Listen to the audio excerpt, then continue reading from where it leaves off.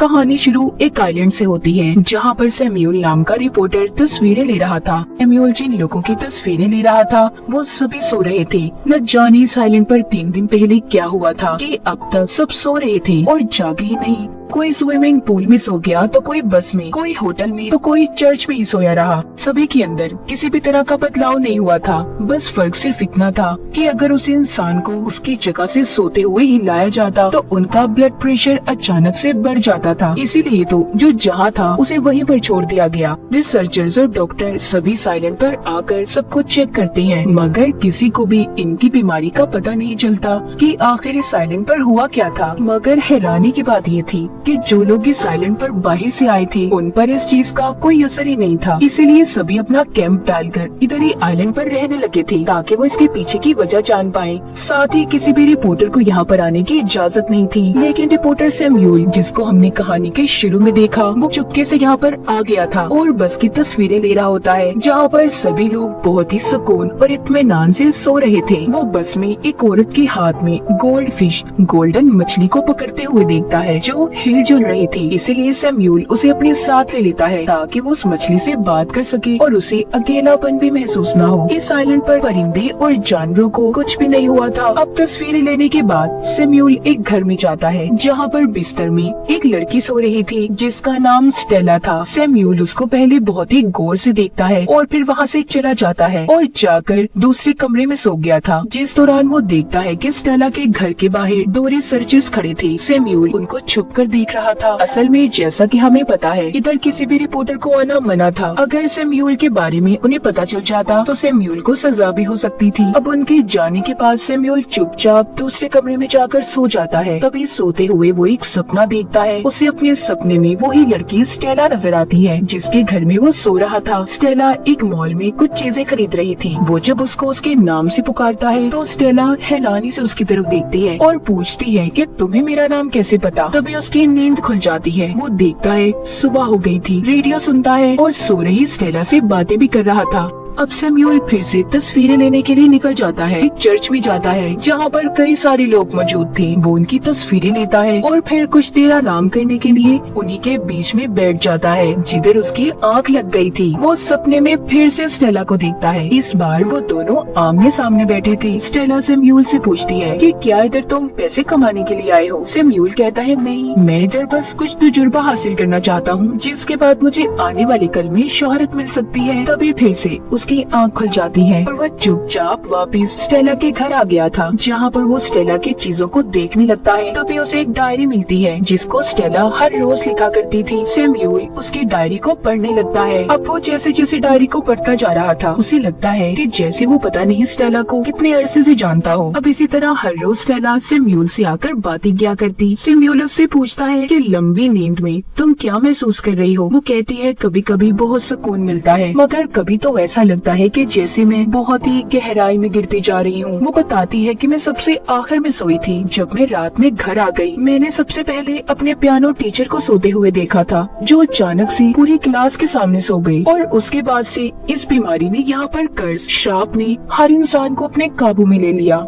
अब फिर से वो अगले दिन बाहर जाता है। वो एक जगह पर खड़ी कार को देखता है जिसमें बहुत सारे गुब्बारे पड़े थे। जब वो वहाँ की तस्वीरें ले रहा था तो देखता है उधर सामने वाली बिल्डिंग में 2 रिसर्चर्स खड़े हैं। वो इससे पहले सैम्यूल को देख वो चुप जाता है और वापस से घर आ गया था। उसे एहसास हो गया था कि अगर वो इधर ही रुका रहा तो वो कोई बड़ी मुसीबत में फंस सकता है। इसलिए अब वो अपना सामान पैक करता है और यहाँ से जाने लगता है। अब जब वो वापस जाने के लिए समंदर के किनारे पहुँचता है तो काफी देर के उधर ही खड़ा सोचता रहता है कि वो जाए या ना जाए। दरअसल उसका दिल स्टेला को छोड़कर जाने का नहीं कर रहा था। वो कहीं ना कहीं स्टेला को पसंद करने लगा था। इसलिए वो वापस जाने का फैसला करता है।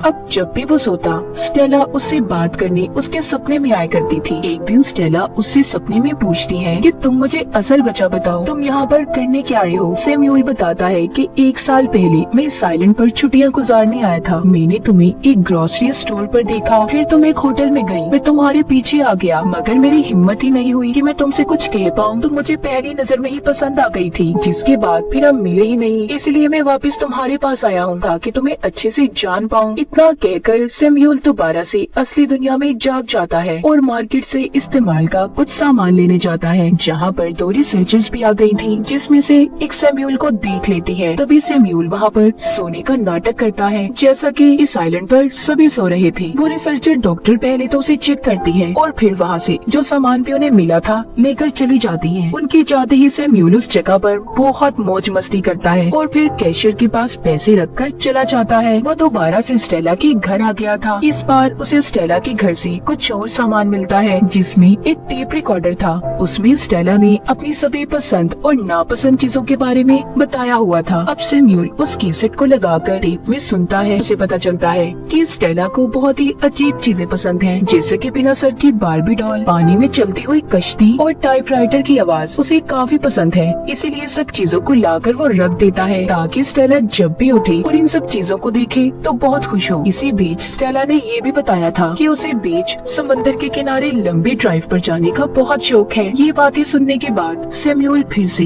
अपने सपनों की दुनिया में चला जाता है, जहाँ पर वो देखता है स्टेला उसके साथ ड्राइव पर जाने के लिए तैयार है। स्टेला उसे एक सोते हुए आदमी की गाड़ी ले जाने का बोलती है, जिस पर सैमुअल कहता है, देखो यार, हम चोरी नहीं कर सकते। वो कहती है, हम चोरी नहीं कर रहे, बल्कि हम तो बस कुछ देर के लिए गाड़ी उधार मांग रहे हैं। अब स्टेला उस आदमी के घर जाती है और गाड़ी की चाबी ले आती है। वो दोनों लंबी सैर पर निकल गए थे। तभी कुछ देर के बाद वो अपने सपने से बाहर आ जाता है, जहाँ पर वो देखता है कि स्टेला के घर कुछ डॉक्टर्स उसे देखने आए हैं। दरअसल ये डॉक्टर्स इसी तरह हर हफ्ते ऐसे ही घूमकर सबका चेकअप किया करते थे, जिन्हें देखकर सैमुअल अलमारी में छुप जाता है। डॉक्टर भी स्टेला को चेक करने के बाद यहाँ से चले गए थे। अब डॉक्टर्स के जाने के बाद वो अलमारी से बाहर आता है और स्टेला के हाथ पकड़कर नीचे फर्श पर ही लेट जाता है। फिर अगले दिन सैमुअल दोबारा से टेप रिकॉर्डिंग को सुनने लगता है। अब वो स्टेला की नापसंद चीजों के बारे में जानता है। इसमें स्टेला ने खास तौर पर अपनी अकेलेपन को लेकर बात की हुई थी। उसने कहा था कि भले मैं अकेली रहती हूँ, मगर ये अकेलापन मुझे बिल्कुल पसंद नहीं। जिसके बाद सैमुअल फिर से सो गया था। अब फिर से वो स्टेला से अपने सपने में बात करता है। वो उसे कहता है, मैं जानता हूँ तुम्हें अकेला रहना बिल्कुल भी पसंद नहीं। हर किसी का जिंदगी में कोई ना कोई पार्टनर जरूर होता है। क्या पता आगे आने वाली जिंदगी में हम एक दूसरे के साथ मिलकर रह सके। उसकी इस बात पर स्टेला बोलती है कि मुझे तो ऐसा कुछ भी नहीं लगता। ये सारी बातें सुनकर सैमुअल को एहसास हो गया था कि वो शायद फजूल में ही अपना वक्त बर्बाद कर रहा है और यहाँ पर रुका हुआ है। वो एक बार फिर यहाँ से जाने का फैसला करता है, मगर इस बार भी वो नहीं जा पाता और वापस घर आकर स्टेला की मनपसंद चीजें बनाकर खाने लगा था।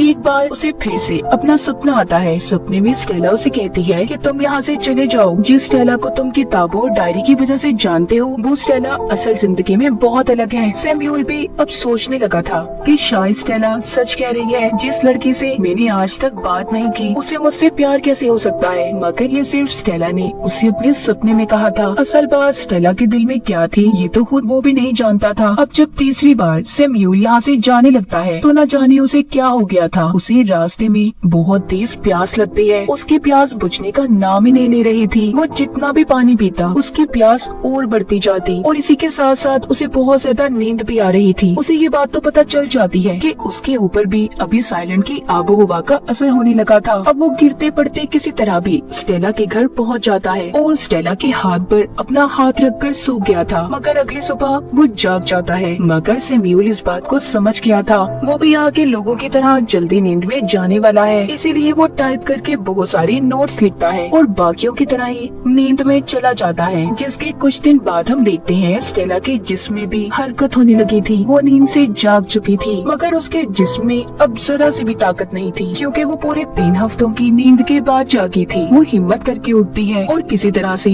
नल तक पहुंचकर पानी पीने जाती है। तभी उसकी नजर एक दूसरे टूथब्रश पर पड़ती है। उसे लगता है कि शायद उसके अलावा कोई और भी उसके घर में रह रहा है। इस बात पर उसे बहुत ज्यादा गुस्सा आ रहा था, क्योंकि उसे पता चल चुका था सैमुअल ने उसकी डायरी को पढ़ा और उसकी रिकॉर्डेड बातों को भी सुना है। वो अब उसे मारकर जगाने की कोशिश करती है, मगर कोई फायदा नहीं था। सैमुअल तो उसी की तरह लंबी नींद में जा चुका था। अब इसी बीच उसे सैमुअल के लिखे हुए नोट्स मिलते हैं, जिसमें उसने सॉरी लिखा हुआ था, ताकि स्टेला जब ये सब पढ़े तो वो उसे माफ कर दे कि उसने उसकी डायरी और रिकॉर्डेड बातों को सुना। साथ ही उसने ये भी लिखा था कि स्टेला, तुम्हारा अकेलापन तभी दूर हो सकता कहता है, जब तुम लोगों को खुद तक पहुंचने दोगी। सारी बातें पढ़कर स्टेला को समझ आ गई थी कि सैमुअल एक अजनबी होने के बावजूद उसे इतनी अच्छी तरह से समझ पाया। अब वो उसका बिल्कुल उसी तरह ख्याल रखती है जैसा कि सैमुअल ने उसका रखा था। अब जैसे सैमुअल स्टेला के सपने में आकर उससे बातें करता था, इसी तरह अब स्टेला भी सैमुअल से बातें करती है। वो उसकी पसंद नापसंद के बारे में जानती है। इस तरह कुछ दिन गुजर गए थे। एक दिन स्टेला जब सुबह को उठती है तो उधर सैमुअल नहीं था जहाँ पर वो सोया हुआ था। स्टेला